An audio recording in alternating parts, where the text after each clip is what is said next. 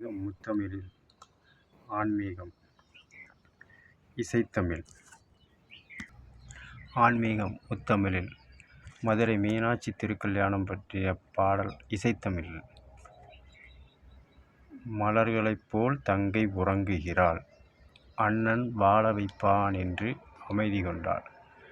மலர்கள்னால் தமிழ்நாட்டில் தமிழர்கள் முக்கால்வாசி பயன்படுத்தக்கூடிய மலர் என்னென்னா மல்லிகை. மல்லிகை விளையக்கூடியது இடம் எங்கன்னா மதுரை. மதுரையில் எங்கே ஆன்மீக அடிப்படையில் பார்க்கும்போது மீனாட்சி ஆட்சி. அழகருக்கு மீனாட்சி தங்கச்சி முறை. அந்த மீனாட்சி திருக்கல்யாணம் நடக்கும்போது அண்ணன் சீர் கொண்டு வர்றதையும் கல்யாணத்தை நடத்தி வைக்கிறதையும் பற்றின பாட்டு தான் ஆன்மீக முத்தமிழில் இசைத்தமிழில் கண்ணதாசன் எழுதியிருப்பார். மலர்களைப் போல் தங்கை உறங்குகிறாள். திருமண மேடையில் அண்ணன் திருமணம் பண்ணி வைக்க அழகர் வருவார்னு மீனாட்சி மணமேடையில் சொக்கநாதர் மீனாட்சி திருக்கல்யாணத்தை அழகர் செய்து வைப்பார் என்ற அடிப்படையில் கனவில் மதுரை மீனாட்சி மணக்கோலத்தில் உட்காந்துருப்பான். இந்த இதை தான் இசைத்தமிழில் மலர்களைப் போல் தங்கை உறங்குகிறாள். உறங்குகிறாள்னால் கனவு, அதாவது கற்பனையில் உட்காந்துருப்பாங்க. அண்ணன் வாழ வைப்பான் என்று அமைதி கொண்டாள். கலைந்திடும் கனவுகள் அவள் படைத்தாள். அண்ணன் கற்பனை தேரில் பறந்து சென்றான். அண்ணன் வருவான் என்று எதிர்பார்த்து அவர் வரலை. காரணம், அழகர் கள்ளழகர் என்ற அடிப்படையில் கள்ளர்கள் என்ற தொழில் செய்யக்கூடியவங்க. அவங்க பனையில் உள்ள கல்லுக்களை கொடுக்கும்போது அதை அதிகமாக உண்டனால மயக்கத்தில் இருந்தனர். அழகர் மயக்கத்தில் இருந்ததுனால கலைந்திடும் கனவுகள் அவள் படைத்தால் அண்ணன் கற்பனை தேரில் பறந்து சென்றான். அவர் ஆழ்ந்த உறக்கத்தில் இருக்கிற அடிப்படையில் தான் அண்ணன் கற்பனை தேரில் பறந்து சென்றார்னு எழுதியிருப்பார். அடுத்த வரி, மாமணி மாளிகை மாதர் புன்னகை மங்கள மேடையில் பொன்வண்ணம் கண்டாள். தோழிகள்லாம் கூடியிருக்கிறாங்க, மங்கள மேடையில் உட்காந்துருக்காங்க. மீனாட்சி அண்ணன் வருவார்னு எதிர்பார்த்துக்கிட்டே இருக்கிறாங்க. இந்த இதைத்தான் கவிஞர் மாமணி மாளிகை மாதக புன்னகை மங்கள மேடையில் பொன்வண்ணம் கண்டால், மாவிலை தோரண மாளிடக் கண்டால், மணமகன் வந்து நின்று மாலை சூடக் கண்டான். அப்போ சொக்கநாதருங்கிற பேரில் சிவபெருமான் வந்து மணக்கோலத்தில் இருக்கிற மீனாட்சிக்கு அண்ணன் வரலைங்கிற கவலையில் இது பண்ணி தெரிஞ்சிருந்து ஐயும் சிவனும் ஒன்றுங்கிற அடிப்படையில் சிவன் உடம்புலேருந்து விஷ்ணுவை வர வச்சு அழகர் அடிப்படையில் மச்சனை தாலி எடுத்து கொடுத்து கெட்டுற அடிப்படையில் கல்யாணத்தை முடிக்கிறது தான் இசைத்தமிழில் மணமகள் வந்து நின்று மாலை சூடக் கண்டார் என்று எழுதியிருப்பார் கவிஞர் கண்ணதாசன். ஆசையில் பாதையில் ஓடிய பெண்மையில் அன்புடன் கால்களில் சேயுடன் நின்றாள். இந்த அடிப்படையில் உள்ள இசைத்தமிழில் ஆன்மீக அடிப்படையில் என்னத்தான் குழந்தைத்தனமாக விளையாண்டுக்கிட்டு இருந்தாலும் திருமணமான பெண்கள் குழந்தையோடு வந்து நிற்கும்போது அண்ணன்கிட்ட ஆசீர்வாதம் செய்வாங்க. இந்த அடிப்படையில் தான் ஆசை பாதையில் ஓடிய பெண்மையில் அன்புடன் கால்களில் சேயுடன் நின்றாள். குழந்தையோடு வந்து நிற்பாங்க. தாய்மாமன் சீர் செய்கிறது இது பண்ணி. இந்த அடிப்படையில் தான் மாமனை பாரடி கண்மணி என்றால் மருமகள் கண்ணில் மாமன் தெய்வம் கண்டான். அழகர் வந்து மீனாட்சி அண்ணன். அந்த அடிப்படையில் மீனாட்சிக்கு பிறந்த முருகரும் சரி, பிள்ளையாரும் சரி, சரஸ்வதியும் சரி. இந்த அடிப்படையில் பார்க்கும்போது சரஸ்வதி வந்து பிரம்மாவோட மனைவி. பிரம்மன் வந்து விஷ்ணு தொப்புள் கொடியிலிருந்து பிறந்தவர். தொப்புள் கொடியிலிருந்து பிறந்ததுனால விஷ்ணுவுக்கு பிரம்மன் வந்து மகன் முறை வரும். அப்படி பிரம்மனுக்கு மகன்கிற அவளுக்கு மனைவியாக சரஸ்வதி வரும்போது விஷ்ணுவுக்கு மகனோட சம்சாரம் மருமகளாக தான் வரும். இதைத்தான் இசைத்தமிழில் ஆன்மீக முத்தமிழ் அடிப்படையில் மாமனை பாரடி கண்மணி என்றால் பெண்பாலில் குறிச்சிருப்பார். மருமகள் கண்ணில் மாமன் தெய்வம் கண்டான். என்னதான் மருமகனாலும் அழகர் வந்து தெய்வம். இது வந்து தாய்மாமன் அடிப்படையில் மதுரையில் நடக்கிறனால அன்றையிலிருந்து இன்று வரைய தாய்மாமனுக்கு தமிழர்கள் முக்கியத்துவம் கொடுத்துக்கிட்டு வராங்க. இதைத்தான் பாசமலர்ங்கிற படத்தில் வந்து படத்துக்கு பேரும் பாசமலர். பாசத்துக்குரிய மலர் மல்லிகை. மல்லிகை இருக்கிற இடம் மதுரை. மதுரையில் இருக்கிறது மதுரை மீனாட்சி. மீனாட்சிக்கும் அழகருக்கும் அண்ணன் தம்பி பாசம். இந்த பாசத்தை இயற்தமிழில் பாசமலர்னு சொல்லியிருப்பாங்க. இசைத்தமிழில் ஆன்மீக அடிப்படையில் மலர்களைப் போல் தங்கை உறங்குகிறாள் என்று எழுதியிருப்பாங்க. இந்த அடிப்படையில் பாசமலருங்கிற நாடகத்தமிழில் சிவாஜி கணேசன், சாவித்திரி, ஜெமினி கணேசன் அடிப்படையில் விஷ்ணு, சிவன், மீனாட்சி கதாபாத்திரத்தை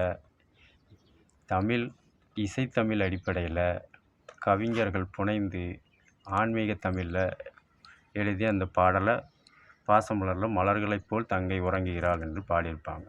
அடுத்தது 2வது பாட்டு. இது எங்கள் வீட்டு பிள்ளையில் மக்கள் தலைவர் எம்ஜிஆர் பாடுற மாதிரி ஒரு தத்துவ பாடலாக இருப்பாங்க. இது சிவபெருமான் தவறு செஞ்சதை தட்டி கேட்டதை ஆன்மீக இசைத்தமிழில் கவிதை அடிப்படையில் வாலி அவர்கள் எழுதியிருப்பாங்க. இது மேலோட்டமாக பார்த்தா ஏதோ ஒருத்தரை தாக்கிக்கிற மாதிரி இருக்கும். ஆனால் இசைத்தமிழ் அடிப்படையில் பார்த்தா தான் அதில் ஆன்மீகம் இணைஞ்சிருக்கிறங்கிறது புரியும். வரி, நான் ஆணையிட்டால் அது நடந்து விட்டால் இங்கு ஏழைகள் வேதனைப்பட மாட்டாள். நான் என்றால் இறைவன் பொருள். ஆணை என்றால் உத்தரவு.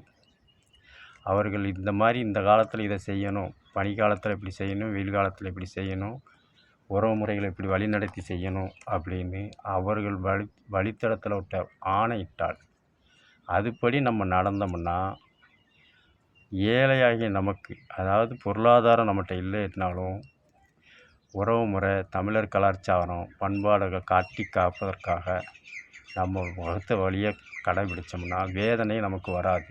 இதைத்தான் இசைத்தமிழில் நான் ஆணையிட்டால் அது நடந்து விட்டால் இங்கு ஏழைகள் வேதனைப்பட மாட்டார்னு தான் எழுதியிருப்பார்கள்.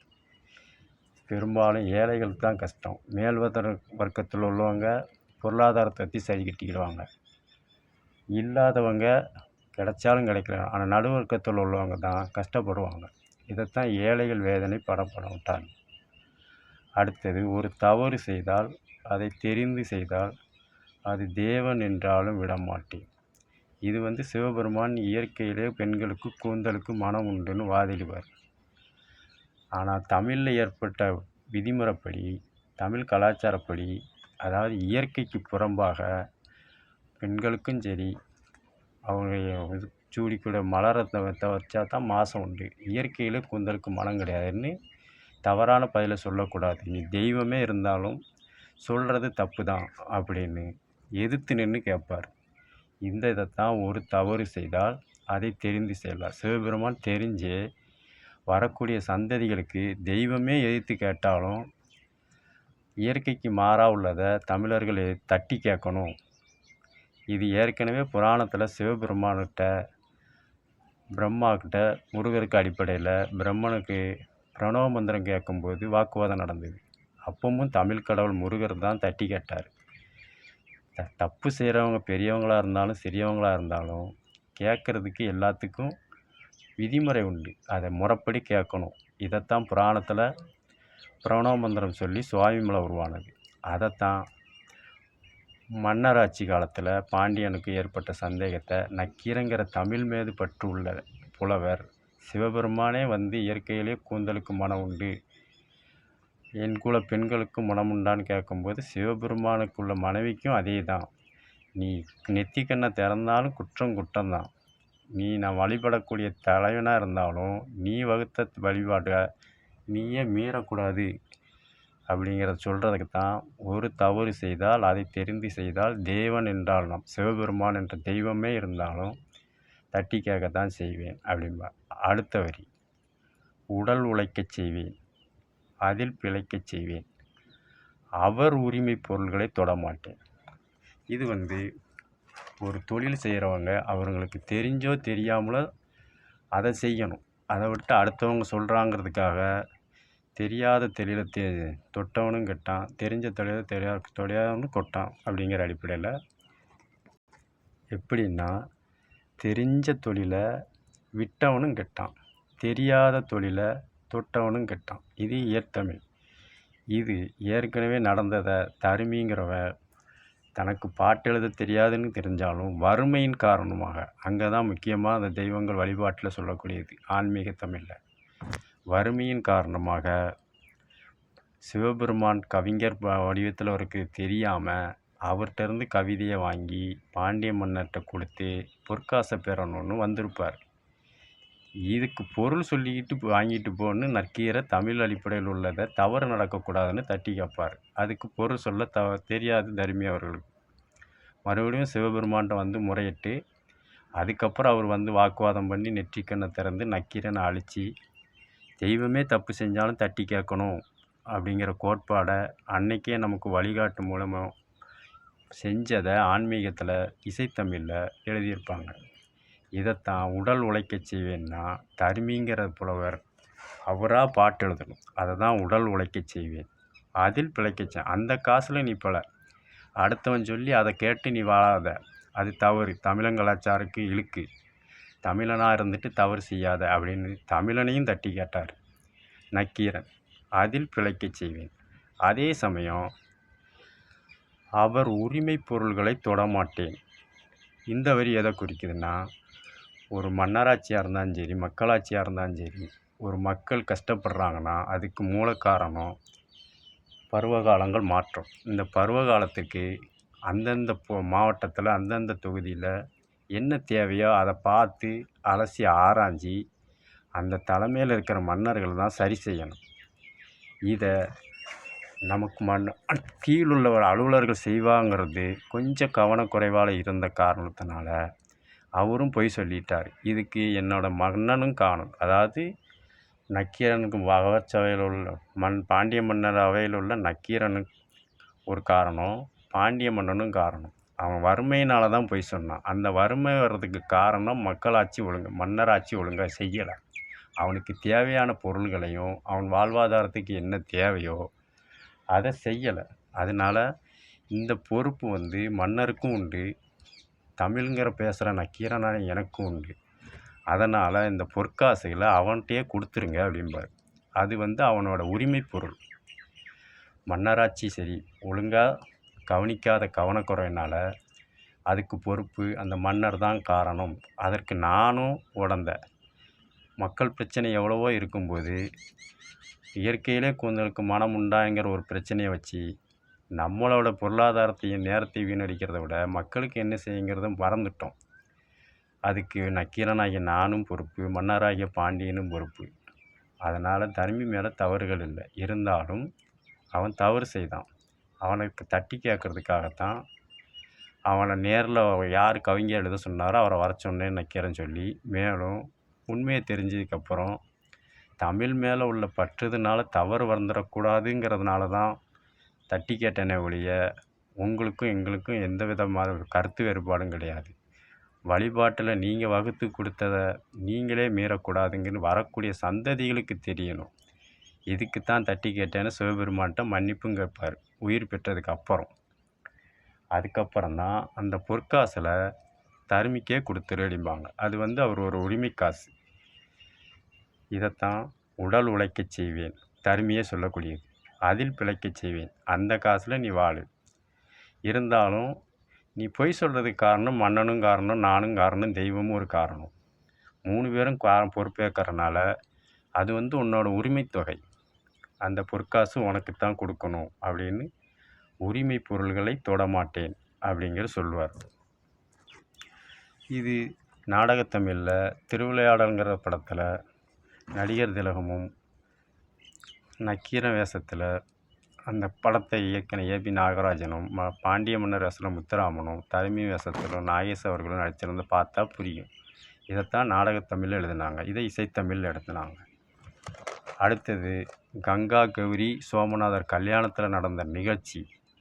இதை அடுத்த வரியில் சொல்லுவார். சிலர் ஆசைக்கும் வாழ்வுக்கும் வசதிக்கும் ஊரார் கால் பிடிப்பார். சிலர்னா ஒன்றுக்கு மேற்பட்டவர்களை சிலர்னு சொல்லுவாங்க. அந்த ஒன்றுக்கு மேற்பட்டவர்கள் நாரதர், அவர் கலகம் முட்டி மற்றவங்களுக்கு நல்லது செய்வார். இன்னொருத்தர் சனி பகவான். சனி பகவான் ஈஸ்வரம் பட்டம் வேணுங்கிறதுக்காக சிவபெருமான நவக்கிரகங்கள் தலைவர் சிவபெருமான் அவரை முறைப்படி சந்தித்து என்ன செய்யணுமோ அதை செய்யணுங்கிறதுக்காக 2 பேரும் அவர் கல்யாணத்தை நிறுத்தணுங்கிறதுக்காக செய்யக்கூடியவங்க. அதுதான் சிலர் ஆசைக்கும் வாழ்வுக்கும் வசதிக்கும். ஆசை என்பது கலகமுற்றுவது அவருக்கு நாரதர் வேலை. இவருக்கு பதவி வாங்கணுங்கிற ஆசை.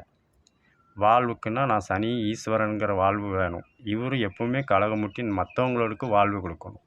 இதை தான் சிலர் ஆசைக்கும் வாழ்வுக்கும். வசதிக்கும்னா எல்லா கிரகத்தை விட சனி பகவான் உக்கரம் அழிம்பாங்க. அது உக்கரம் கிடையாது. ஒரு கஷ்டத்தை கொடுத்து அது மூலியமா நல்லவங்க யார் கெட்டவங்க யாருங்கிற உணர்த்தக்கூடியவர். அதனால தான் வசதிக்கு. இதைத்தான் சிலர் ஆசைக்கும் வாழ்வுக்கும் வசதிக்கும் ஊரார் கால் பிடிப்பார். ஊரார்னா மக்களை சொல்லக்கூடியது அல்ல. காரணம், இதை ஊராருங்கிறத தனியாக பிரிக்கணும். ஊருங்கிறது தனியாகவும் ஆறுங்கிறது பிரிக்கணும். ஊருங்கிற இரு மெய்யெழுத்து, ஆங்கிறது உயிரெழுத்து.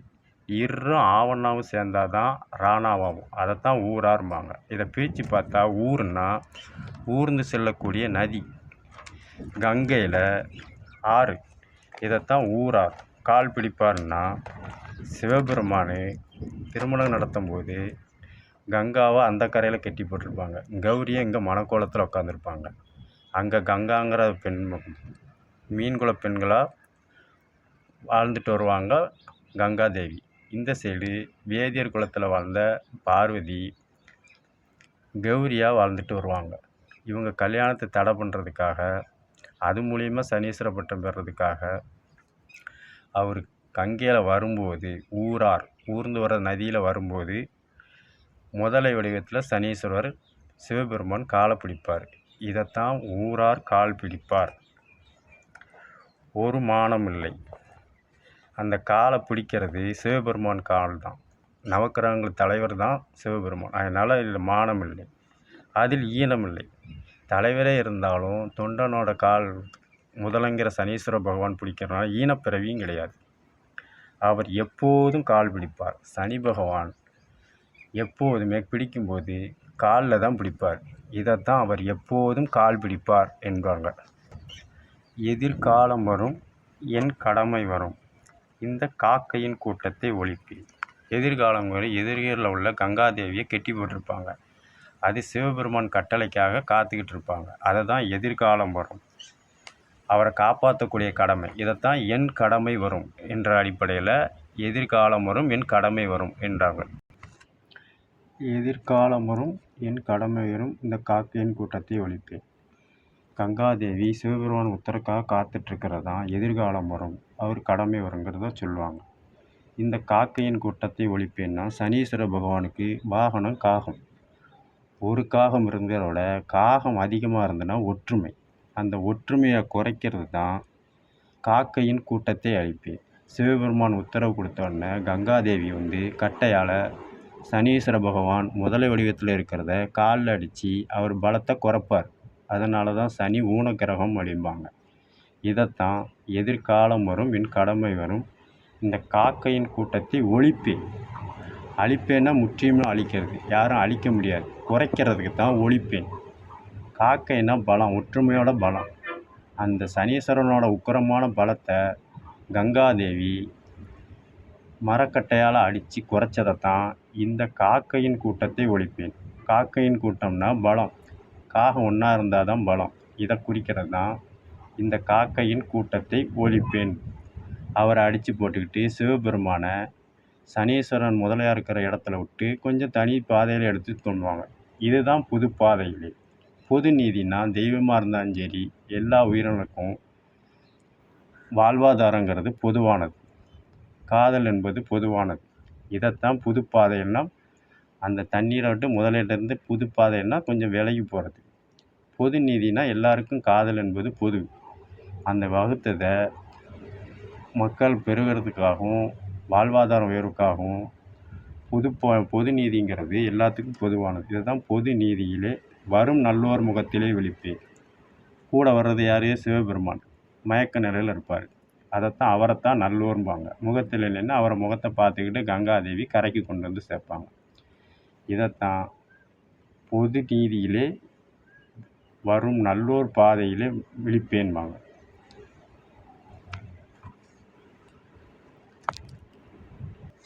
இது மேலோட்டமாக பார்த்தா புரியாது.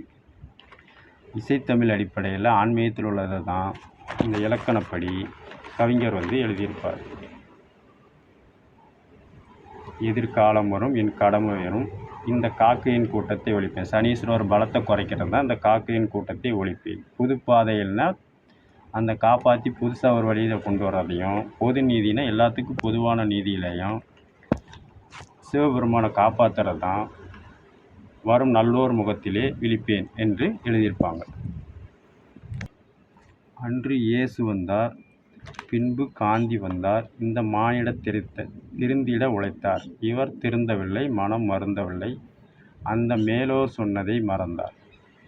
புராணத்துலேயும் சொன்னதை யாரும் கேட்கறதில்ல, முடியாட்சியில் சொன்னதை இயேசுநாதர் கேட்கறதில்ல, மக்களாட்சியில் காந்தி சொன்னதையும் கேட்கறதில்லைங்கிற வார்த்தையை தான் அன்று இயேசு வந்தார், இன்று காந்தி வந்தார், இந்த மானிட திருந்திட உழைத்தார். அவர் வழிநெறிகள் பொறுத்தாங்க, இப்படி தான் வாழணும், இப்படி வாழக்கூடாதுன்னு.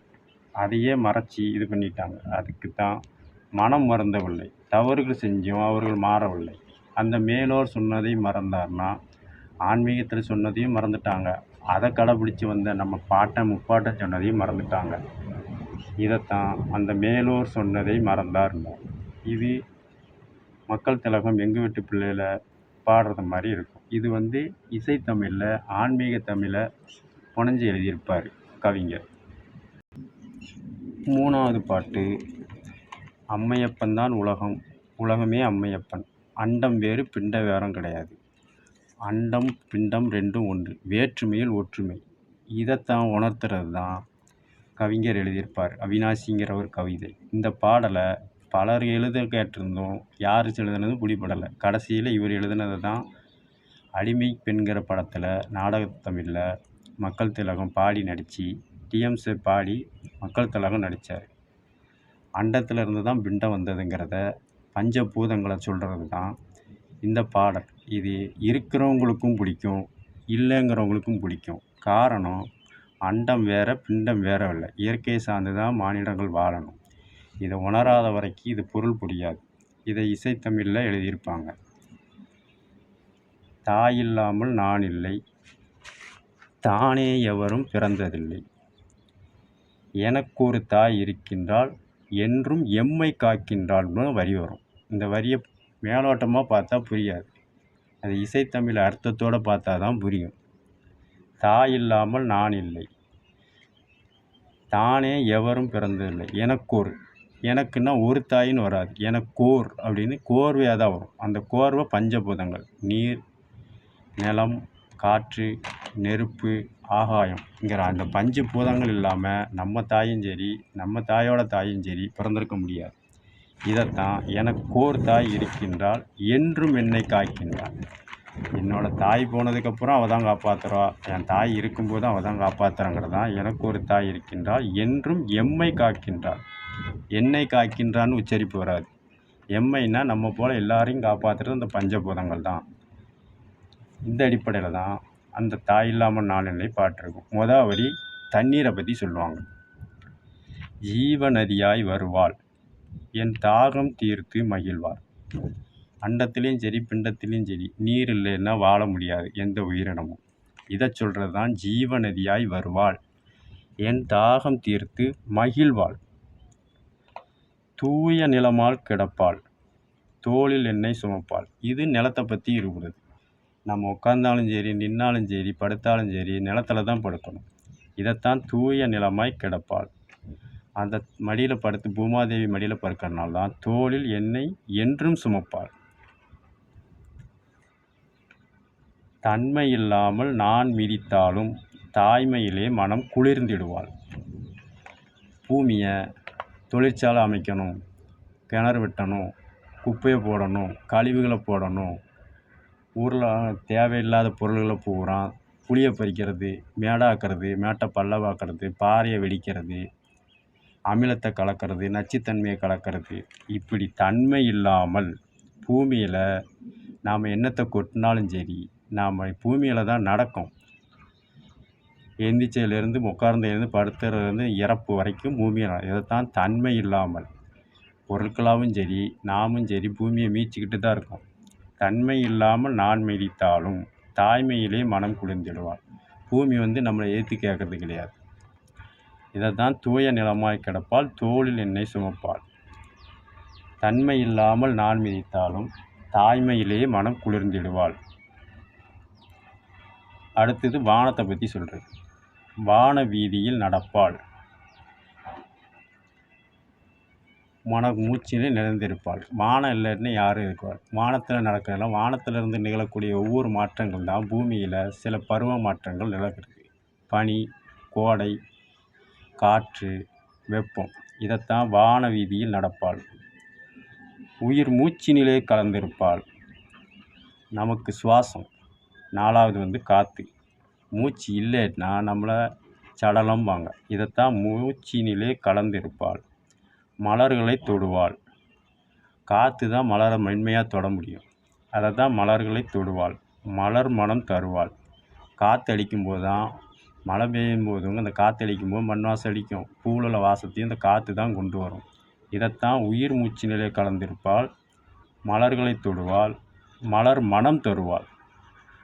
அடுத்தது வாழ்வைக்கு மூச்சு இல்லைன்னா அந்த வீடு அபமங்கலமான வீடாக இருப்பாங்க. ஒருத்தன் உயிரோடு இருக்கிற வரை தான் சுப நிகழ்ச்சிகள் நடக்கும். அவர் இறந்துட்டார்னா அந்த வீட்டை அபமங்கலம் தான் சொல்லுவான்.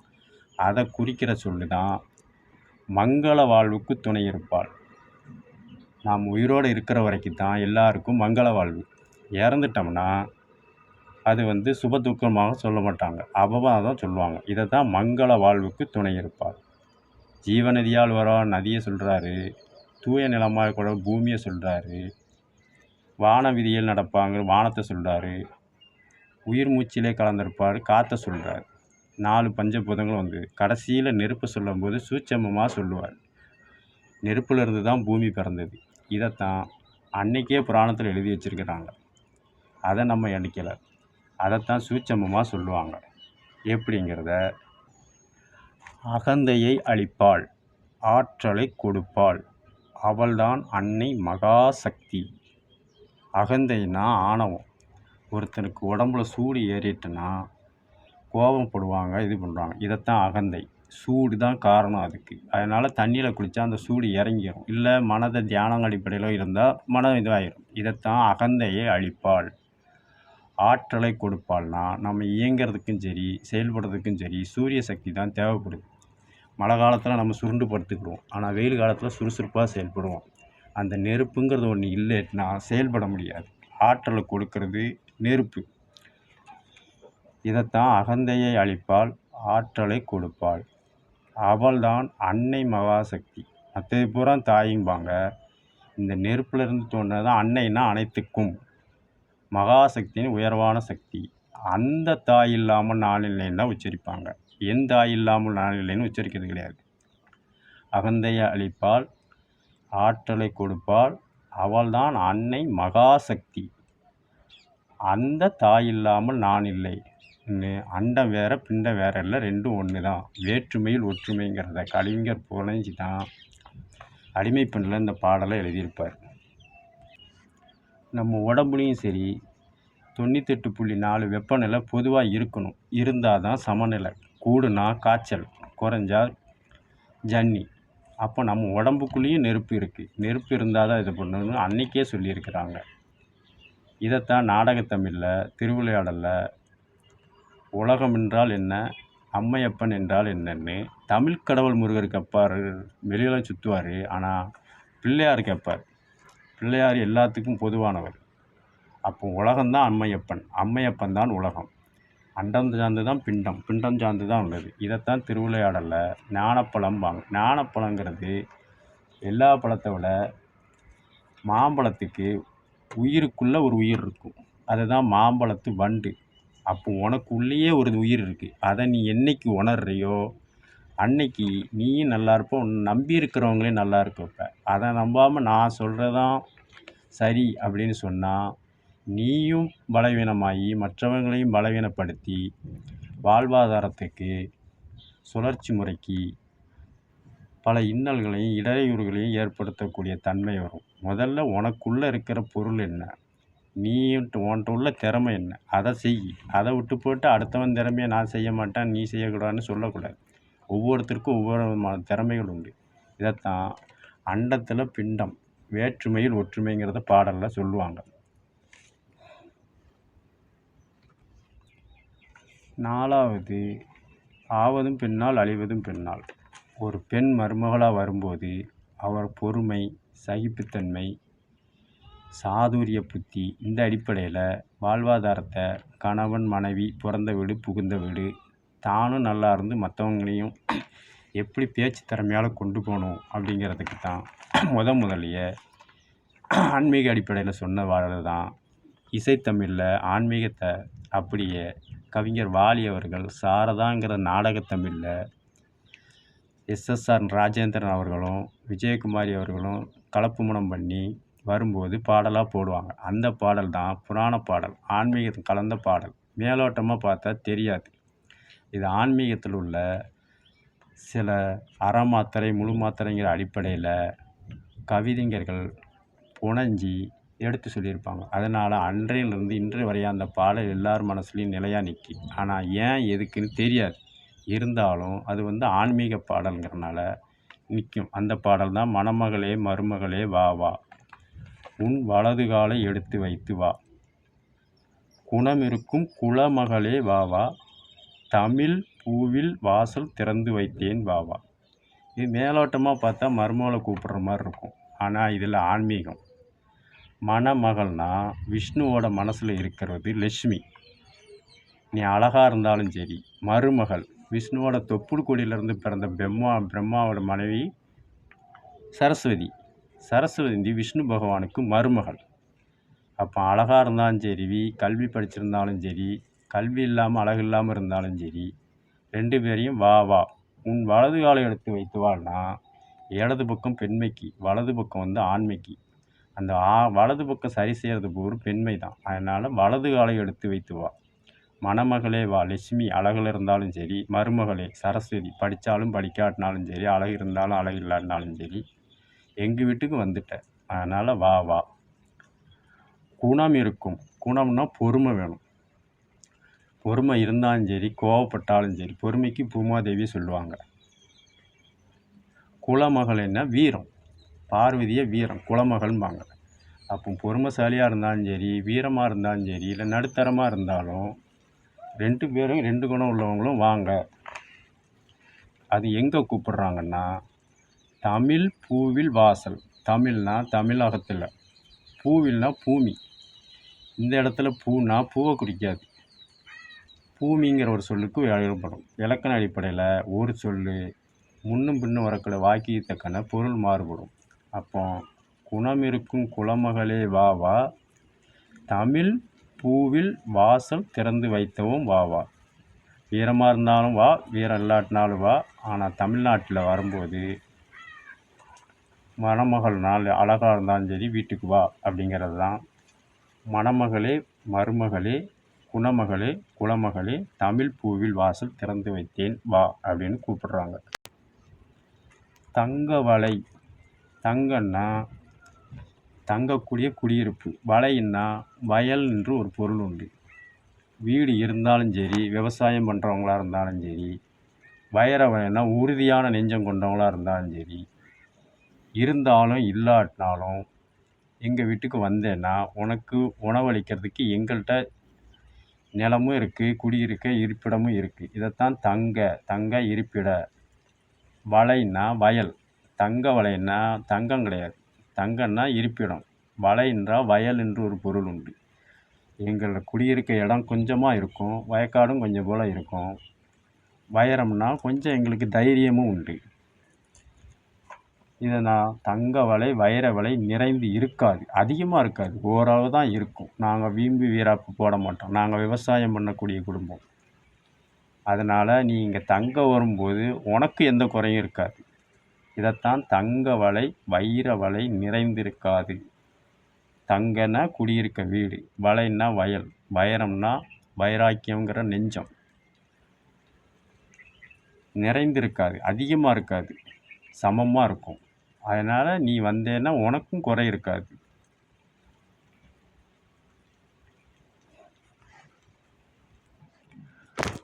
பொன் வளமும் புகழ் வளமும் நிறைந்திருக்காது. பொண்ணுன்னா தங்கம் எங்கள் வீட்டில் அதிகமாக இருக்காது, புகழ்னால் நாங்கள் பெரிய பெருமை சேர்க்கக்கூடிய அளவுக்கு இல்லை, நாங்களும் நடத்துகிற குடும்பம்தான்.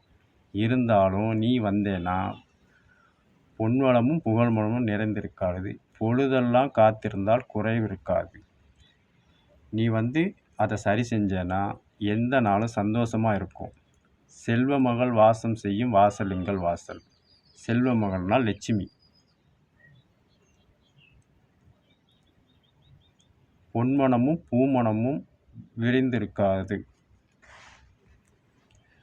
செல்வமும் ஓரளவு இருக்கும், கல்வியும் ஓரளவு இருக்கும். இதை குறிக்கிறது தான் செல்வமகள் வாசம் செய்யும் வாசல் எங்கள் வாசல். பொன்மனமும் பால் மனமும் குறைவிருக்காதுன்னா நீ வந்தேன்னா, பால் மனம்னா குழந்தை செல்வம்.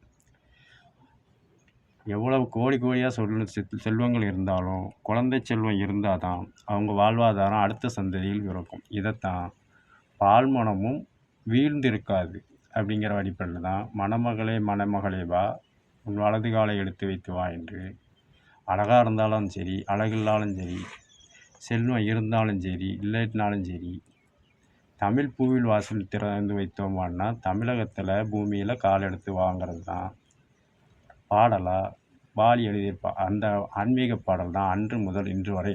இது புரியாது, மேலோட்டமாக தெரியாது. ஆனால் நம்ம மனசுக்குள்ளே இந்த பாடல் இது நம்ம முன்னோர்கள் செஞ்சதை தான் நம்ம பாட்டம் செஞ்சோம். பாட்டம் செஞ்சது நம்ம பெற்றோர்கள் செஞ்சது இப்போ நம்ம செய்யணும், நம்மளுக்கு அடுத்த சந்ததிகள். இதை விளக்கிறது தான் இந்த மணமகளே பாட்டு. அன்று முதல் இன்று வரைய மனசை தொட்டுக்கிட்டு இருக்கும். இதை தான் வாழ்ந்து கட்டப்படும். நான் அழிஞ்சாலும் மற்றவங்களுக்கு வழிகாட்டியாக இருக்காங்க.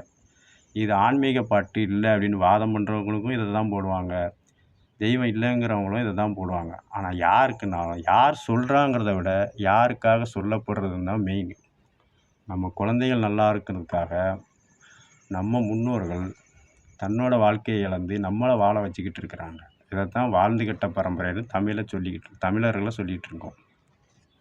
இதையே நாடகத்தமிழில் கே பாலச்சந்தர் அவர்கள் இரு கோடுகள்ன்ற படத்தில் ஒருவர் படிச்சிருப்பாங்க. அவங்க ஜெயந்தி, ஜவுகா ஜானகி கலெக்டராக இருப்பாங்க. இன்னொருத்தருக்கு படிச்சிருக்க மாட்டாங்க, ஜெயந்தி. 2 சம்சாரமும் ஒருத்தருக்காக விட்டு கொடுத்து வாழ்வாதாரத்தை மேம்படுத்துவாங்க.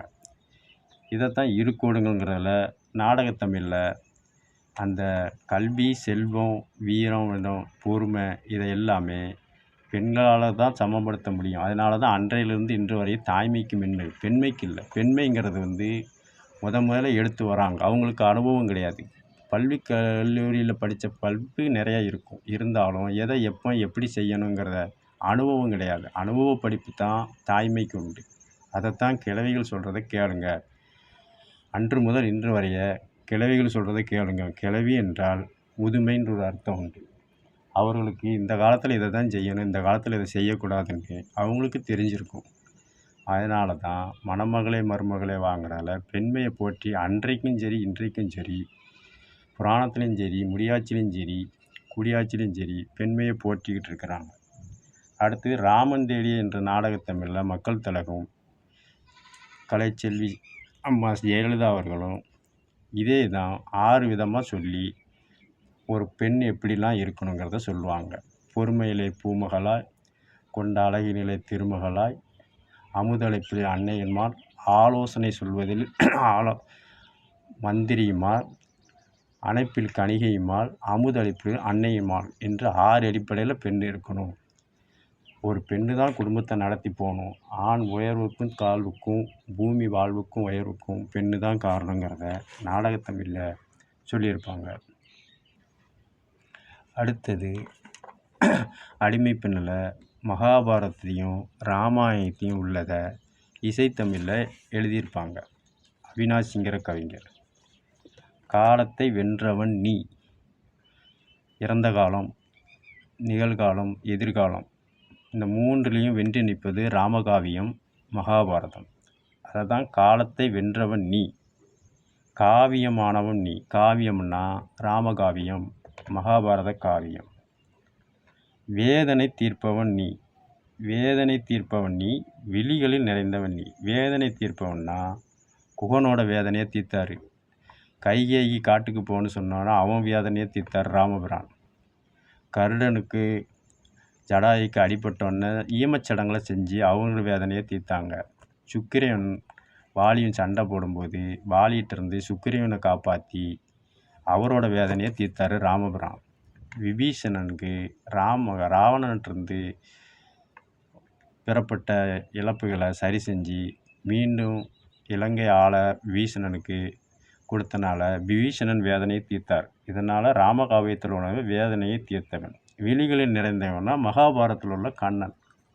பெண்களோட கண்களில் எல்லாரும் குழந்தைத்தனமாக தான் கண்ணனை விளையாட்டாகவும் அவர் ஆளக்கூடிய தன்மையை பொறுத்து அவரை பொருளாகவும் விழிகளில் நிறைந்தவன் நீ. வெற்றி திருமகன் நீ. ராமகாவியத்திலும் ராமாயணத்திலையும் வெற்றி பெற்றவர் நீ, மகாபாரதத்திலும் வெற்றி பெற்றவர் நீ. இதைத்தான் வெற்றி திருமகன். திருனா உயர்வானவர்கள், திருமால். இதைத்தான் திருமகன் நீ. அடுத்தது ராமாயணத்தில் உள்ள வரியை சொல்லுவார். நடந்தால் அதிரும் ராஜநடை. அவர் ராஜா மன்னராக இருக்கும்போது அயோத்தியில் ராஜா தான். காட்டில் நடந்தாலும் அவர் ராஜ நட தான் நடப்பார். அதிரும்னா பிரதிபலிக்கும். இதைத்தான் நடந்தால் அதிரும் ராஜநடை. நாட்புறமும் தொடரும் உனது படை. மகாபாரதத்தில் துரியோதனை உன்னோட யானைப்படை, காலாட்படை, தேர்ப்படை, குதிரைப்படை தான்னு கேட்டாங்க. 4 வகை படையை. கிருஷ்ணர் படை தான் சண்டைக்கு போச்சு. ஆனால் தர்மர் நீ மட்டும் என்கிட்ட இருந்தால் போதுன்னு சொன்னார். ஆனால் எதிரிட்ட தன்னோட படம் இருக்குதுன்னு தெரிஞ்சால் தர்மம் விழுறதுக்காக தன்னோட எதிரின்னு எதிரிட்ட இருக்கிறதுனால படை வீரர்கள் நம்மள சார்ந்தவர் இருந்தாலும் அவரையும் கொன்னார். இது தர்மம். 4 பேருக்கு நல்லது நடக்கணும்னா சில உயிர்கள் இழப்பீடுகள் வரத்தான் செய்யும். படையும் கொடுத்துக்கிட்டு உயிர்களையும் காப்பாற்றினார். இதைத்தான் நாட்புறரும் தொடரும் உனது படை. கண்ணனோட படை தான் கௌரவர்கள்ட்ட இருந்தது. இதைத்தான் மன்னராட்சியிலையும் நடக்குது, மக்களாட்சியிலையும் நடக்குது. சேரனுக்கு தேவைப்பட்டால் சோழ படைகள் வரும், சோழனுக்கு தேவைப்பட்டால் பணங்கள். அது பருவகால அடிப்படையில் மக்களை காப்பாற்றுது. இதைத்தான் முடியாட்சியில் ஒரு நாட்டுக்கு போர் நடக்கும்போது அணு ஆயுதங்களை அனுப்புறது, போர் விமானங்களை அனுப்புறது, கடல் படையை அனுப்புறது. இது பரிமாற்றம். எதிரி நாடாக இருந்தாலும் சரி நம்மகிட்ட உதவும் போது கேட்கணும். இருந்தாலும் அவர் நம்ம படை வீரர்கள் என்று அவர்களை கொல்லாமல் இருக்க மாட்டாங்க, கொல்லத்தான் செய்வாங்க. அதனால் நாட்புறமும் உணர்தல். அன்னைக்கு நடந்தது தான் புராணத்தில் நடந்தது மன்னராட்சியில் நடந்தது தான் மக்களாட்சியில். இதைத்தான் தாயகம்ன்ற படையில் விஜயகாந்த் அவர்கள் சொல்வார்கள். நான் கொன்னது பூரா நமக்கு எதிரியானவன், ஆனால் இறந்தவர் பூரா அவங்க நாட்டுக்கு நல்லவர்கள் தான். இந்த இடத்துல யார் ஜெயிச்சா யார் தோத்தாங்க, யாரும் தோக்கவும் இல்லை, யாரும் ஜெயிக்கவும் இல்லை. வரக்கூடிய சந்ததிக்காக சில இழப்பீடுகளை நம்ம சந்தித்து தான் ஆகணும். இதைத்தான் ரகசியத்தை காக்கிறது. இது இராணுவ ரகசியம் அப்படிம்பாங்க.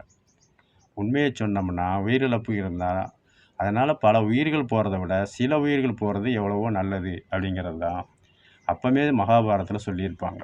இதைத்தான் நாட்புறமும் தொடரும் உனது படை, போர்க்களத்தில் நீ கணையாவாய். இது ராமாயணம்.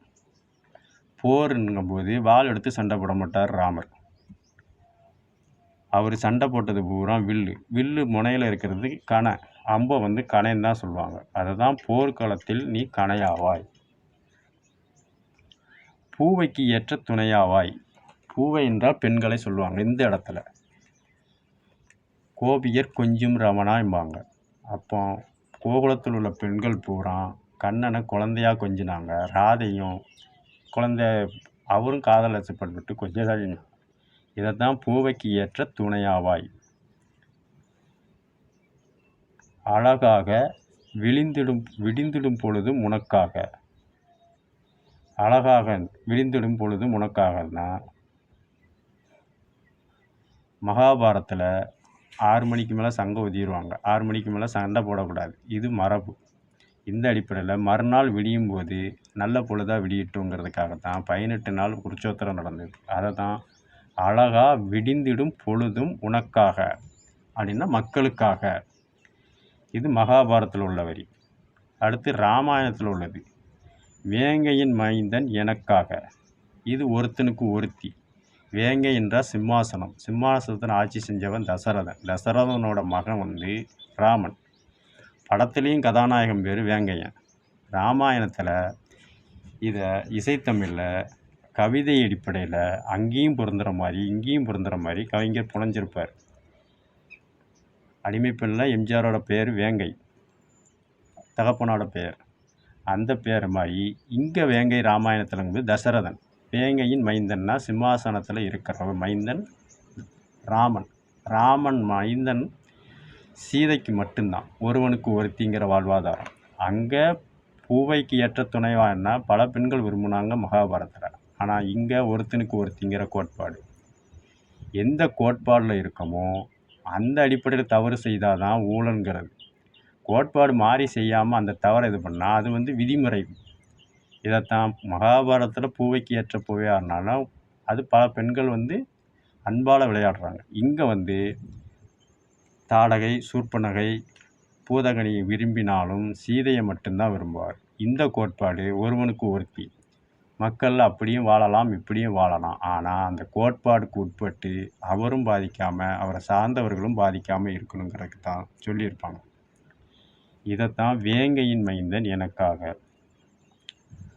ஓயாத உழைப்பதில் சூரியன் நீ,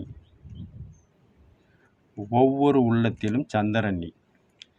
சந்திரன்கிறது வேட்டையாடுறவங்க, போர் புரியறவங்கள சந்திர குலத்தில் சேர்ந்தவங்கம்பாங்க. அது ராமாயண காது. ஓயாது உழைப்பவர் சூரியன் நீன்னா சூரியனை அர்ஜுனனுக்காக மறைச்சவர் கிருஷ்ணர். இது மகாபாரதத்தில் நடந்தது. சந்திரன்னா சந்திரப்பெற, சூரிய பெறன்னு இன்னும் விழா காலங்களில் திருவிழாக்களில் எடுக்காங்க. சந்திரப்பெற ராமனுக்கு குளிர்ச்சி தான், அவர் அன்புலவ சந்திர அடிப்படையில் தான் இருக்கும். சூரியன் ஓயாது உழைப்பதில் சூரியன் நீ, இது மகாபாரதத்தில் நடந்தது. இதைத்தான் ஒவ்வொரு வீட்டிலும் சந்திரன் நீ, ஓயாது உழைப்பதில் சூரியன் நீ என்று ராமாயண மகாபாரதத்தில் உள்ளதை சொல்கிறாங்க. பாவாய் பாவாய் பாரடியோ, இது மகாபாரதத்தில் உள்ளது. பாவாய்னா பெண்கள். அவரை கோபியர்களும் சரி, அவரை மணந்தவர்களும் சரி, கண்ணன் அழகை வர்ணித்து பாடுவாங்க. இதைத்தான் பாவாய் பாவாய் பாரடியோ. பார்வையில் 1000 வேலடியோ. பார்வைன்னா அன்பு. போர் புரியும் போது ஒரு பழத்தை, உதாரணத்துக்கு ஒரு பழத்தை வெட்டணும்னா பழத்தை குறி இருக்கக்கூடாது, அந்த ஆயக்கூடிய காம்பில் தான் குறி இருக்கணும். அதுதான் வில்வித்தை. கனி எவ்வளோ பெருசு சிறுசுன்னு பார்க்கக்கூடாது, அதை பிடிச்சிக்கிட்டு இருக்கிற காம்பை மட்டும்தான் பார்வையில். 1000னா எண்ணிக்கை கிடையாது. இந்த இடத்துல 1000னா பறிக்கிற என்ற விவசாய சொல். இது கிராமத்து மக்களுக்கு புரியும், நகரத்து மக்களுக்கு புரிய வாய்ப்பு கிடையாது. ஏன்னா விவசாயம் பார்க்க மாட்டாங்க.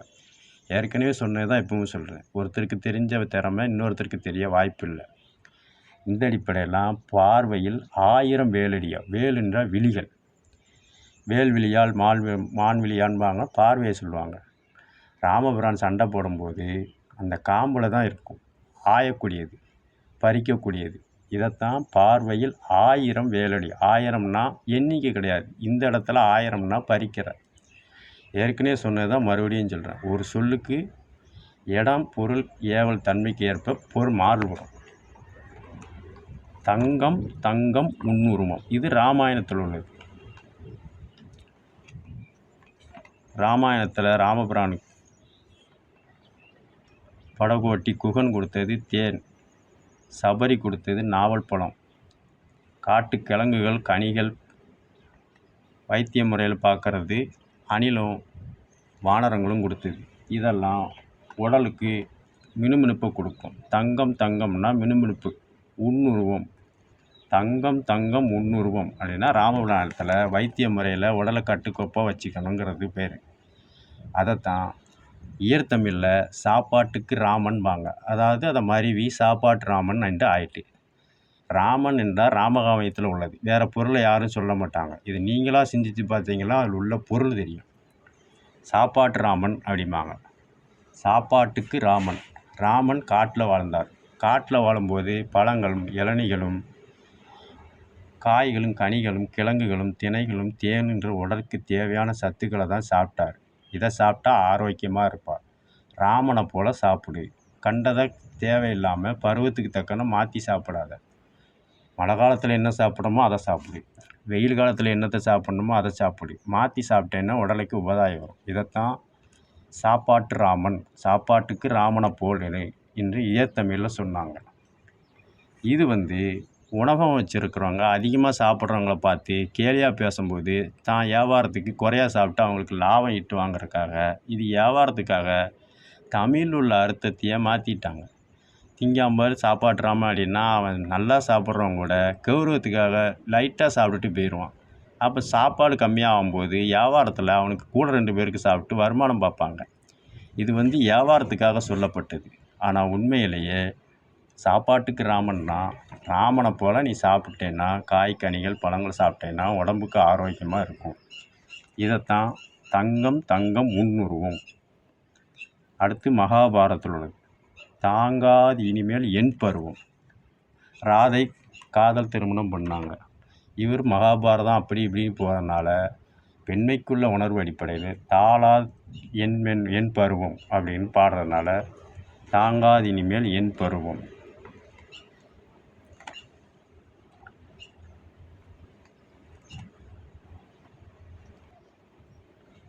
சுடராக தோளில் புகழ் மாலை தொடராக தோகையின் நெஞ்சம் மலராக. இந்த அடிப்படையில் பார்த்தா சுடராகன்னா ராமன் விடும் அன்பு நெருப்பு போல் இருக்கும். இதைத்தான் சுடராக. தோளில் புகழ் மாலை தொடராக. மகாபாரதத்தில் கிருஷ்ணனுக்கு எப்போதும் கழுத்தில் மாலையை அணிந்திருப்பாங்க. இதைத்தான் தோளில் புகழ் மாலை தொடராக. தோகையின் நெஞ்சம் மலராக. தோகைன்னா மயில். மயில்னா சீதையை குறிப்பிடுறது.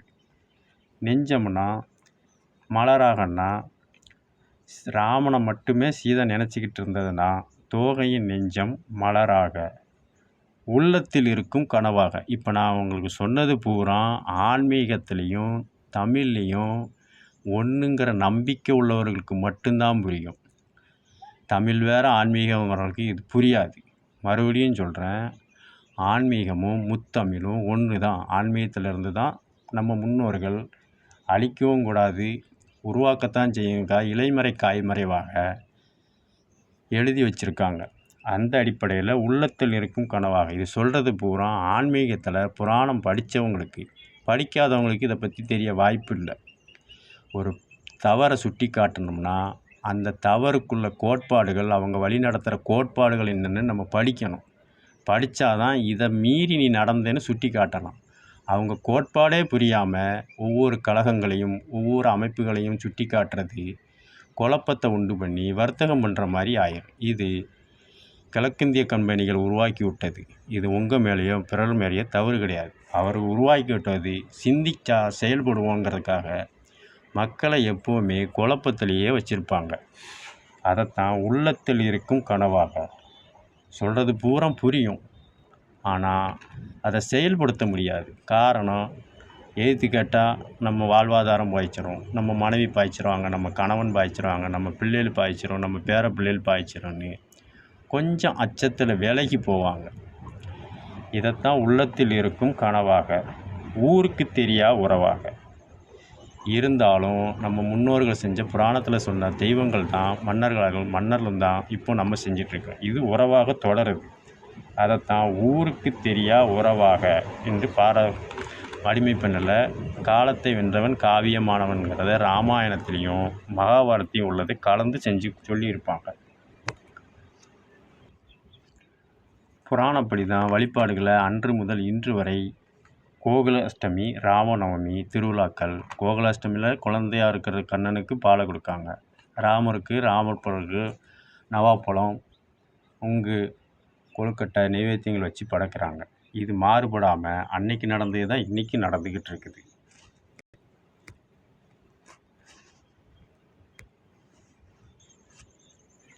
மலர்களைப் போல் தங்கை உறங்குகிறாள். தாய்மாமன் சீரி. பாசமலர் படத்தம் மீனாட்சி திருக்கல்யாணம் நாடகத்தமிழில். 2வது நான் ஆணையிட்டால் அது நடந்து விட்டால். எங்கு வீட்டு பிள்ளை.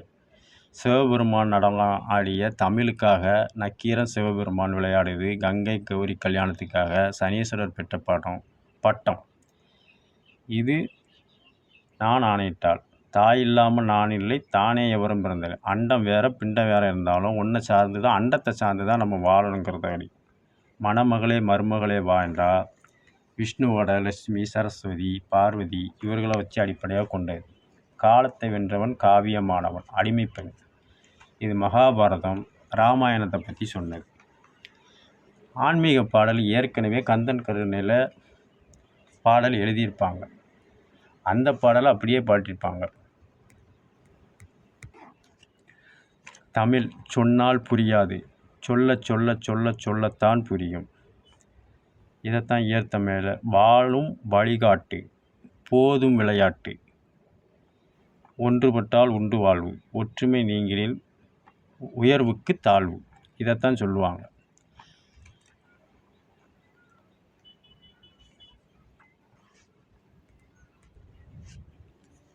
பூவை செங்குட்டுவன் எழுதி சூலமங்கல சகோதரிகள் படித்த பாட்டைத்தான் கந்தன் கருணையில் கண்ணதாசன் அதே பாட்டைத்தான் எழுதியிருப்பார். இது குடும்பத்தில் வாழ்வைக்கு முறையாக கல்யாணம் பண்ணவங்களும் காந்தர்வ மனம் பண்ணவங்களுக்கும் அன்று முதல் இன்று வரை இதுதான் பிரச்சனைங்கிறத சூட்சமமாக சொல்லியிருப்பாங்க. அந்த பாட்டு தான் திருப்பரங்குன்றத்தில் நீ சிரித்தாள். திருப்பரங்குன்றம் வள்ளியை கல்யாணம் முடித்த இடம். இது முறைப்படி கல்யாணம் முடிஞ்சது. அங்கே குடும்பத்தோட பேசி சிரிக்கும்போது திருத்தணி மலை மீது எதிரொலிக்கும். திருத்தணி காதல் திருமணம், வள்ளியை திருமணம் பண்ணுறது. அக்காட்ட பேசும்போது தங்கச்சிக்கு கோவம் வரும். இது தெய்வங்களுக்கு ஒன்று. இதைத்தான் அன்றைக்கி ஏற்கனவே சொன்ன மாதிரி பொது நீதியில் எங்கள் வீட்டு பிள்ளையில பாடுவார். பொது நீதிங்கிறது காதல் தெய்வத்துக்கும் சரி, மன்னர்களுக்கும் சரி, மக்களுக்கும் சரி, வரக்கூடிய சந்ததிக்கும் பொதுவானது. அது அன்னைக்கு நடந்தது தான் உங்களுக்கு நடக்கு அப்படின்னு தான். அதை தான் கீதையில் சொல்லுவார். இன்றைக்கி ஒருத்தர் கையில் இருக்குது, நாளைக்கு இருக்கிற கயிறு வேறொருக்கு இன்னொரு. வாழ்க்கை நிலை மாறிக்கிட்டே இருக்கும். எதுவும் நிரந்தரம் இல்லை. ஆனால் செயல்பாடு ஒன்று தான். நீங்கள் பெயரை மட்டும்தான் மாற்றிக்கிட்டு இருப்பீங்களே ஒழிய பாட்டன் முப்பாட்டன் மன்னர் மக்கள் பெற்றோர்கள்னு. ஆனால் செயல் பூரா ஒன்று தான் அழிமா. திருப்பரங்குன்றத்தில் நீ சிரித்தாள்னா அக்காங்கிற தெய்வானை அங்கே பேசி முருகன்ட்டு சிரிக்கும்போது தங்கச்சிங்கிற வள்ளி திருத்தணியில் கோவப்படுவாள். அதுதான் திருப்பரங்குன்றத்தில் நீ சிரித்தால் திருத்தணி மலை மீது எதிரொலிக்கும். திருச்செந்தூரில் வேலாடும். திருச்செந்தூரில் சண்டை நடந்த இடம். அப்போ அக்காளுக்கு தங்கச்சிக்கு சண்டை வரும். வேலாடும்னா வேலுன்னா பார்வை. அந்த சண்டை கைகலப்பு இருக்காது. பார்வையிலே ஒருத்தருக்கு ஒருத்தர் இது பண்ணுவாங்க. அதுதான் திருப்பரங்குன்றத்தில் நீ சிரித்தால் திருத்தணி மலை மீது எதிரொலிக்கும். திருச்செந்தூரில் வேலாடும், உன் திருப்புகள் பாடிய கடலாடும். சண்டை போட்டது என்னமோ வள்ளி தான். ஆனால் தெய்வான பேரை இன்று வரையே யாரும் முருகபக்தர்கள் சொல்ல மாட்டாங்க. வள்ளி மணவாளான்னு தான் சொல்லுவாங்களோ ஒழிய இதைத்தான் திருப்புகள் பாடிய கடலாடும். திருச்செந்தூர் கடலில் குளிக்கும் வள்ளி மணவாளான் தான் இதுவரையே யாரும் தெய்வான பேரை சொல்லுவாங்க. அன்னைக்கு நடந்தது தான் இன்றைக்கி நமக்கு நடக்குங்கிறத இசைத்தமிழில் திருப்பரங்குன்றத்தில் நீ சிரித்தால் முருகா திருத்தணி மலை மீது எதிரொலிக்கும். திருச்செந்தூரில் வேலாடும், உன் திருப்புகள் பாடியே கடலாடும்ங்கிற பாட்டில் வரும். இதை கண்ணதாசனும் எழுதியிருப்பார். ஏற்கனவே சூலமங்கல சகோதரிகள் படித்ததை சுசீலா வச்சு அதுக்கு தக்கன மாற்றி படிச்சிருப்பாங்க. இதே கண்ணதாசன் கவிதை எழுதுறதுக்கு வாய்ப்பு கொடுத்தது கண்ணன் தாங்கிறத ஒரு காதல் பாட்டில் ஆன்மீக கருத்தை அப்படியே சொல்லியிருப்பார். அவர் பேர் இயற்பெயர் முத்தையா. கவிஞர் கண்ணன் மேலே பாசத்தை வச்சனால தாசனாகி கண்ணதாசன்னு பேர் ஆகிட்டார். நான் கவிஞர்தாதுக்கு கண்ணன் தான் காரணம்னு ஆன்மீக பாடலை அப்படியே பாவ மன்னிப்புங்கிற படத்தில் காதல் பாட்டாக எழுதியிருப்பார். இது எல்லாத்துக்கும் புரியும். ஆனால் தமிழ் சொல்லத்தான் புரியுமே ஒழிய சொன்னால் புரியாது, உடனே புரியாது. அதில் உள்ள இடம், பொருள், ஏவல், திடப்பொருள், திரவப்பொருள், வாயுத்தன்மை, ஆண்பால், பெண்பால், அர்த்தநாதீஸ்வரர், இறந்த காலம், எதிர்காலம், நிகழ்காலம் அடிப்படையில் பார்த்தா தான் புரியும். அந்த அடிப்படையில் காலங்களில் அவள் வசந்தம். வசந்த காலம்னா விவசாயத்துக்கு மழை காலம்தான் முக்கியமானது. அந்த மலையில் பொறுப்பில் இருக்கிற ஒரு இந்திரன் தான் இல்லைன்னா விவசாயம் பண்ண முடியாது. கோகுல மக்களை துன்புறத்திற்காக அதிகமாக மழை பெஞ்சாங்க. காரணம் எல்லோரும் கண்ணன் மேலே பற்று வச்சுருந்தாங்க. இதை அறிஞ்சு கோவர்த்தன மலையை கொடையாக பிடிச்சார். அந்த கொடையாக பிடிக்கும்போது புல் தலையிலையும் மண் மேலேயும் இருக்கும். இது மழைநீர் சேகரிப்பு. அந்த மழை தண்ணியிலே விழுந்து உள்ளே வரும். புல் தலையில் இருக்கும். கொடையாக பிடிச்சிருப்பார். அந்த புல்லை பசுக்கள் மேயும். அதனால் வசந்த கால காப்பாற்றினவர் கண்ணன். இந்திர விழாவை தேவர்கள் இன்னும் கண்ணனுக்கு தான் கொண்டாடிட்டுருக்காங்க. மேலும் ஒரு தவறு செஞ்சால் அடுத்தவனை மாற்றக்கூடாது. ஏன்னா அடுத்தவனை வரவனும் தவறு செய்வான். அவனை திருத்தி மறுபடியும் அதே பொறுப்பில் வைக்கணும். இதான் ஆளுமையோட சூட்சமம். இதைத்தான் கண்ணன் கோவர்த்தன மலையை பிடிச்சி அவன் மனசை மாற்றி அந்த இந்திர பொறுப்பு மறுபடியும் அவருக்கே கொடுத்தாரு. இதை தான் மன்னராட்சி காலத்துலேயும் நடக்குது. மக்களாட்சி காலத்துலேயும் ஒருத்தர் தவறு செஞ்சால் வழக்கு தீர்ப்புன்னு திருத்தி அவங்கள நல்வழிப்படுத்தி கொண்டு வர்றது. வேற ஒருத்தரை போட்டால் மறுபடியும் வர்றவங்க அதே தவறை தான் செய்வாங்க. மன்னர்களான கண்ணன் செஞ்சதை தான் மன்னர்கள் செஞ்சாங்க. மன்னர்கள் செஞ்சதை தான் பேரை தான் மாற்றிருக்குமே ஒழிய, அங்கே வசந்த காலங்கிறோம், இங்கே ஆலோசனைங்கிறோம், இங்கே வழக்கு தீர்ப்புங்கிறோம். பேர் தான் மாறி இருக்க ஒழிய திருத்துறதுங்கிறது செயல்பாடு மாறலை. இதை தான் காலங்களில் அவள் வசந்தம். அந்த பருவ காலத்தில் கிருஷ்ணருக்கு விழா எடுத்தது தான் வசந்த காலத்துக்கு உரியவர் கண்ணன். கலைகளிலே ஓவியம் 10 அவதாரம் எடுத்தார். 10 அவதாரத்துலேயும் ஒருத்தர் உள்ள கோட்பாடு இன்னொரு கோட்பாடுக்கு மாறாது. மச்ச அவதாரம் எடுத்தார்னா அதுக்குள்ளே மீனமாக இதுனார். கூர்ம அவதாரம் தான் அதுக்குள்ளே கோட்பாடு. இதைத்தான் மன்னராட்சிலையும் சரி மக்களாட்சியும் ஒரு ஆண்மகனாக இருந்தாலும் சரி பெண்மகனாக இருந்தாலும் அப்பாங்கிற அப்பா முறையில் மகளுக்கு செய்யணும். சித்தப்பானா பையனுக்கு என்ன செய்யணுமோ செய்யணும். பெரியப்பா அண்ணன் தம்பின்னு உறவுமுள் மாறும். அந்த உறவு விதிப்படிப்படி தான் நடக்கணும். அதே அடிப்படையில் தான் வார்டு வட்டம் மாநகராட்சி முதன்மைங்கிற அடிப்படையில் அவர்களுக்குள்ள விதிகளுக்கு கட்டுப்பட்டு தான் நடக்கணும். இதைத்தான் கலைகளிலே ஓவியம். இது ஒரு வித கலை. இது படிப்பினால் வராது. அடிமட்டத்தில் இருந்து அடிமட்ட மக்கள் அந்தந்த மாவட்டத்தில் உள்ள பருவநிலைகள் அதுதான் மெயின். இயற்கை அடிப்படையில் உணர்ந்தால் தான் மேலுள்ள பொறுப்பு கொடுப்பாங்க. இதைத்தான் அன்னைக்கே சொன்னார், கலைகளிலே ஓவியம்.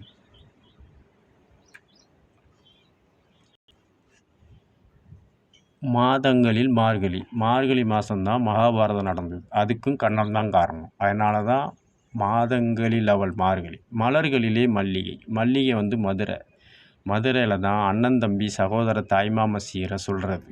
இதைத்தான் மலர்களிலே மல்லிகை. அரசாட்சி எப்படி செய்யுங்கிறது காலங்களில் வசந்தம். ஒரு உறவு முறைகளை எப்படி இது பண்ணணும் கலைகளிலே ஓவியம். மாதங்களில் குருட்சேத்திரம் எப்படி நடத்துகிறங்கிறது கண்ணன் தான் பண்ணினார். மாதங்களில் மார்கழி. மலர்களிலே அவள் மல்லிகை. மதுரையில் மல்லிகை தாய்மாமன் சீர் செய்கிறது கல்யாணம் பண்ணுறது அப்பமே வச்சுருக்காங்க. அடுத்தது பறவைகளில் மணிப்புறா தூது போனார் குருட்சேத்திரத்துக்கு. எல்லா புறா இருந்தாலும் மணிப்புறாவை தான் தூது விடுவாங்க. அந்த வேலையை செஞ்சது கண்ணன். கனிகளிலே மாங்கனி. எல்லா கனியை விட மாங்கனிக்கு கொட்டைக்கு உள்ள ஒரு உயிரினங்கள் இருக்கும், வண்டு. இதைத்தான் மாம்பழத்து வண்டும்பாங்க. அதே மாதிரி நான் செய்கிறது தான் நமது முன்னோர்கிட்ட உள்ளது தான் பெற்றோருக்கு நமக்கு உள்ளது தான் பிள்ளைகளுக்கு. உனக்குள்ளேயே ஒரு தெய்வம் இருக்குது. அந்த தெய்வம் என்னது அனுபவம் மூலியமாக தான் உன் திறமையை வெளிப்படுத்தணும். அது வரைக்கும் நான் பெருசா நீ பெருசா அவன் செஞ்சது தப்பா இவன் செஞ்சது தப்பான்னு உணராமல் இருப்பான். அதுதான் கனிகளிலே மாங்கனி. இதைத்தான் ஞானப்பழம் அப்படிம்பாங்க. புத்தி என்பது அறிவு, எல்லாருக்கும் இருக்கும். சித்தி என்பது ஞானம். தண்ணி பேயுங்கிறது எல்லாத்துக்கும் தெரியும். ஆனால் அந்த தண்ணியை எப்படி எந்த படியாக கொண்டு போகணுங்கிறது தான் ஞானம். அது எல்லாத்துக்கும் தெரியாது. அந்த துறையை சார்ந்தவர்களுக்கு தான் தெரியும். அதைத்தான் சித்தி புத்திம்பாங்க. இதைத்தான் ஞானம்பாங்க. புத்தி இல்லாதவங்கள மாங்காமடையன் அப்படிம்பாங்க. மாங்கானா வளர்ச்சி பெறாதவங்க. அப்போ அறிவு மட்டும் இருக்கும், எந்த நேரத்தில் எதை செய்யணும் அப்படிங்கிறது தெரியாது. இதைத்தான் அன்றைக்கும் உள்ள இன்றைக்கும் இதே தமிழில் எந்த நேரத்தில் எதை செய்யணுங்கிறது தெரியாது அப்படின்னு தமிழர்கள் சொல்கிறாங்க. அதைத்தான் இப்போ மாங்காமடையங்கிறாங்க. புரிஞ்சவங்களாம் ஞானப்பழம் அப்படிங்கிறாங்க. பாடல்களில் அவள் தாலாட்டு. கண்ணனுக்கு அதிகமாக பாடல் பாடினால பாடல்களில் அவள் தாலாட்டு. காற்றினிலே தென்றல். காற்று சூறாவளி புயல் இளங்காட்டு தென்றல் காற்றுன்னு இருக்கும். ஆனால் கண்ணன் யாரையும் எடுத்தவங்க கவுத்தன்னு இல்லாமல் மென்மையான தென்றல் காற்று எல்லாத்துக்கும் பிடிக்கும். குழந்தையிலேருந்து பெரியவர்லேருந்து சிறியவர் வரைக்கும் அந்த அடிப்படையில் தான் செஞ்சார். அதை தான் காற்றினிலே அவள் தென்றல் அப்படின்னு சொல்லப்படுவாங்க. பால் போல் சிரிப்பதில் பிள்ளை. கண்ணன் சிரிப்பு எல்லாரும் ரசிப்பாங்க.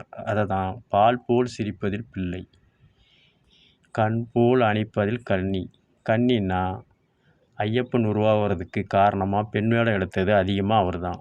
நவமோகினியாக அமுதம் கொடுக்கும்போதும் பெண் வேடம் எடுத்தது அவர் தான். பெண் வேடம் எடுத்து அந்த அரவணைப்பு மூலயமா மக்களுக்கு நல்லது செஞ்சனால கண் போல் அணைப்பதில் கன்னி. கன்னின்னா கன்னி பருவம். பருவத்துக்கு வந்த அடிப்படையில் நல்லது செய்கிறதுக்காக இது பண்ணுறது. பால் போல் சிரிப்பதில் பிள்ளை, குழந்தை கண்ணன். கண் போல் அணைப்பதில் கன்னி.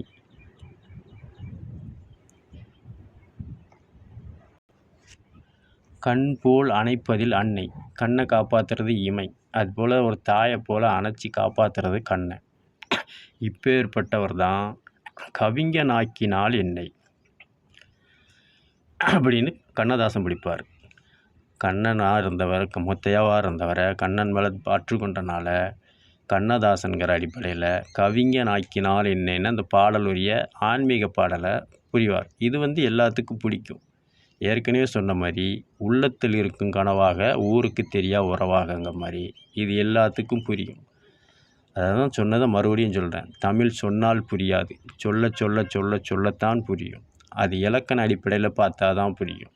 அதைத்தான் தமிழுக்கு அமுதென்று பேர் என்று பாரதிதாசன் பாடினார். அவர் பாரதியார் மேலே பற்று கொண்டனால கனக சுப்பரத்னங்கிற பேரை மாற்றி பாரதி தாசன் என்று மாறினார். இங்கே கண்ணன் மேலே பற்று கொண்டனால கண்ணதாசன் மாறினார். சின்னையான்னு பேர் கொண்டவர் காளி மேலே பற்று கொண்டனால கவிஞர் காளிதாசன் என்று மாறினாங்க. புராணத்துலேயும் சரி, மன்னராட்சிலையும் சரி, மக்களாட்சிலையும் சரி, பெயர் தான் மாறுபடுது, அவருடைய செயல்பாடு எல்லாம் ஒன்று தான். இதைத்தான் இசைத்தமிழில் கவிஞர்கள் சொல்லுவாங்க. அந்த நாடகத்தமிழில் பாவ மன்னிப்பில் ஜெமினி கணேசன் அந்த பாடல் பாடுற முதல் நாள் வரைய பண்ணையார் வீட்டு மகனாக தான் இருப்பார், கவிஞனாக இருக்க மாட்டார். அடுத்தது அந்த பாடல் முடிஞ்சதுக்கப்புறம் காவல்துறை வேலைக்கு வாய்ப்பு வந்திருக்குன்னு சொல்ல தான் வருவார். அப்போ அவர் காவல்துறையும் இல்லை, கவிஞனும் இல்லை. இதை அவர் ஆன்மீக இசைத்தமிழில் காலங்களில் வசந்தம்னு கவிஞனாக்கிறதுக்கு கண்ணன் தான் காரணம்னு கவிஞர் கண்ணதாசன் இசைத்தமிழில் ஆன்மீக பாடலை எழுதி நமக்கு புரிஞ்சும் புரியாத மாதிரி, உணர்ந்தவர்களுக்கு தெரிஞ்ச மாதிரியும், உணராதவர்களுக்கு அவர்களே அறியாமல் ஈர்ப்பு உள்ள மாதிரியும் எழுதியிருப்பார். அதனால் ஆன்மீகம் வேறு, தமிழ் வேறு இல்லை. ஆன்மீகத்துக்கு உள்ளே தான் தமிழ் இருக்குது, தமிழுக்குள்ளே தான் இருக்குது. அதனால தான் ஆன்மீகம் முத்தமிழில்னா தமிழிலும் இருக்குதுன்னு அர்த்தம். பிற மொழியில் இல்லைன்னு நம்ம வாதிடக்கூடாது.